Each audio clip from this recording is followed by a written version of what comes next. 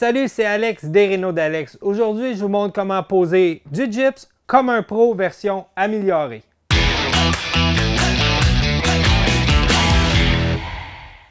Avant de commencer, je vais vous inviter à vous abonner à la chaîne des Rénaux d'Alex. Comme ça, vous n'allez rien manquer des meilleurs trucs pour la transformation complète d'une maison. D'ailleurs, on est en train de tourner une série dans cette magnifique maison avec le plus de produits québécois possible. Cette vidéo est une présentation de CertainTeed. Je sais que vous allez me dire du gyps, c'est du gyps, mais non. Le gyps CertainTeed est de qualité supérieure et en plus, il est fabriqué tout près d'ici sur la rive sud de Montréal. C'est donc un produit québécois qui répond à notre critère actuel de rénover avec le plus de produits locaux possible. Pour la pose de gyps, on a besoin d'un ami. Ça se fait seul, mais il y a beaucoup de chances de se blesser, donc c'est plus facile à deux. Vous allez avoir besoin d'une visseuse à gyps, de vis et bien sûr, de gyps. Dans une résidence unifamiliale, on prend en général du gyps 1/2 pouce et on va prendre des vis qui font 1 pouce et 1/8, 1 pouce et quart maximum. Dans cette capsule-là, je vais vous montrer la pose du gyps. Je ne vais pas parler de coupe de gyps, mais je vous ai déjà fait une capsule qui vous montre comment couper comme un pro. Je vous mets le lien juste en haut. Assez parlé, est-ce qu'on est prêt? On y va!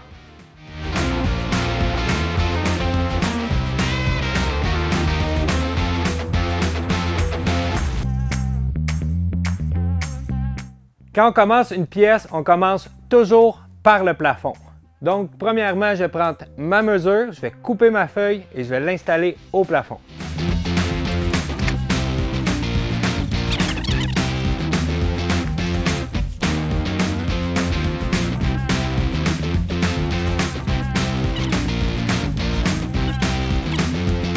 Fait qu'on commence toujours par le plafond.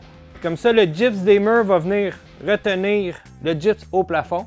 Et si jamais il y a du mouvement, tout va bouger ensemble, ça va éviter de faire craquer le joint.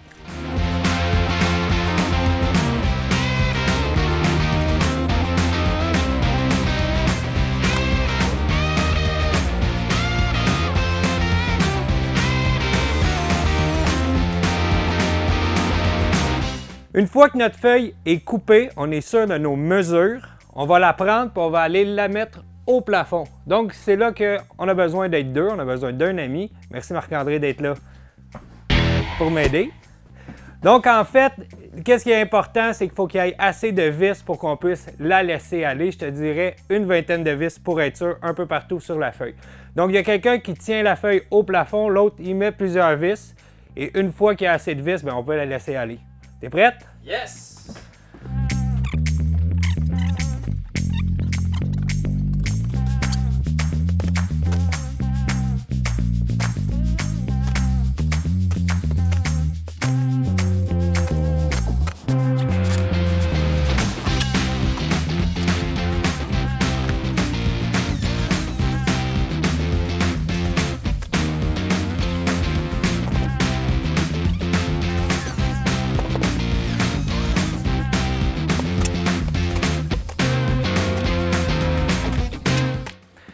Quand on pose au plafond, idéal, c'est de mettre les vis au 12 pouces. Quand on pose au mur, on les met au 16 pouces. Le truc, c'est de mettre la vis et d'y aller avec un coup assez assuré, comme ça. Un petit truc pour les débutants, des fois c'est dur de trouver notre fourrure lorsqu'on pose au plafond. Alors le truc, c'est avant, tu peux venir faire des traits aux bonnes places. Comme ça, ça va t'aider à bien visser dans le milieu de la fourrure. Une fois qu'on a fini le plafond, on s'attaque au mur. Ici, j'ai un bel exemple. J'ai une ouverture de porte et j'ai un coin qui tourne. Je vais vous donner un truc de pro. Vous calculez la distance de votre mur ici, plus la distance du retour ici. Et on va le faire en un morceau. Je vous montre comment.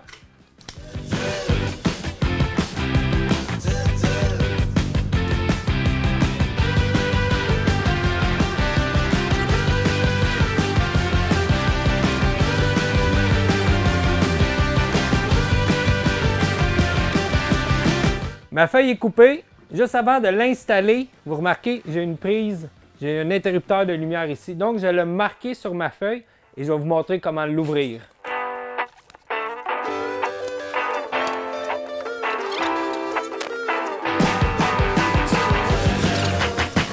En posant ma feuille, je me suis rendu compte que j'avais oublié de faire mon encoche pour mon morceau de bois. Donc, je vais le faire.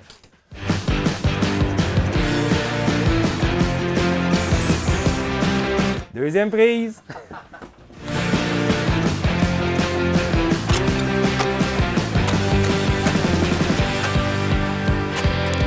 La partie la plus difficile, mais vous pouvez vous pratiquer. À un moment donné, vous allez l'avoir. Donc, le but, c'est avec l'outil rotatif de venir découper ma prise. Donc, je l'ai indiqué ici. Quand je vais percer dans le milieu et je vais aller sur les côtés, je vais sentir ma prise. Et ensuite, je vais passer ma lame de l'autre côté et je vais pouvoir ouvrir à l'extérieur de ma prise. Si c'est trop dur au début, en fait, vous pouvez prendre vos mesures de la prise en haut, en bas et faire la même chose de ce côté-là et prendre de gauche à droite et ensuite, vous pouvez l'ouvrir avant de l'installer. Je vais vous montrer ça avec l'autre prise.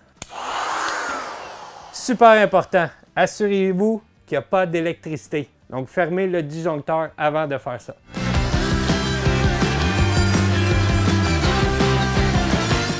Évidemment, j'ai manqué de batterie. Alors, voici le truc de pro. Donc, vous voyez, mon mur faisait 98.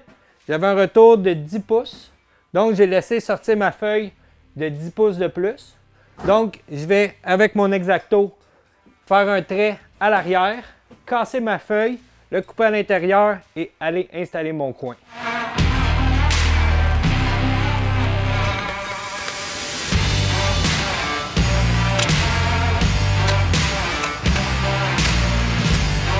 Donc, vous voyez, je l'ai coupé un peu plus. Et ensuite, je fais la même chose avec mon X-Acto. J'ai coupé égal avec le mur. Je casse mon gyps. Et voilà, je viens de faire mon coin avec mon retour avec un morceau. Alors, vous avez remarqué, j'ai une ouverture de porte ici, mais j'ai posé ma feuille au complet, bord en bord de chaque côté de la porte. La raison est simple, il faut éviter les joints de gyps proches de toutes les ouvertures, donc une porte, une fenêtre ou toute autre ouverture. C'est mieux de les faire à 12 pouces de chaque côté des ouvertures, donc le plus loin possible. C'est pour cette raison que ma feuille est complète. Donc, il va me rester à faire l'ouverture de ma porte. Le truc facile, c'est avec mon outil rotatif. Je vais faire une coupe d'un côté, une coupe de l'autre côté. Et ensuite, avec mon X-Acto, je vais pouvoir couper la dernière partie. Vous allez voir, c'est très facile.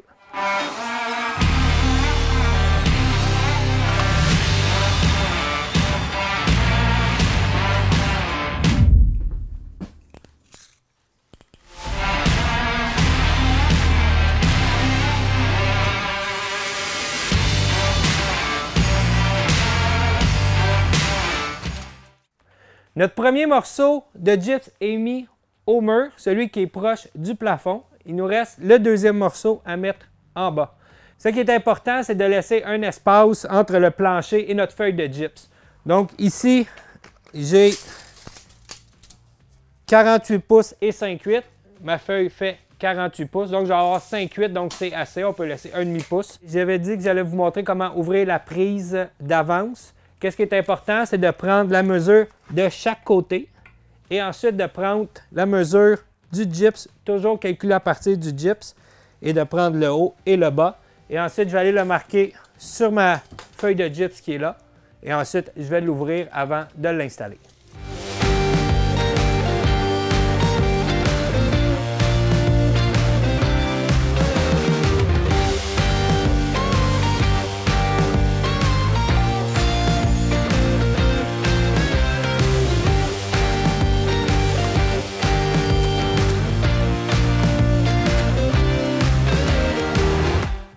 Le plâtrier va réparer ça.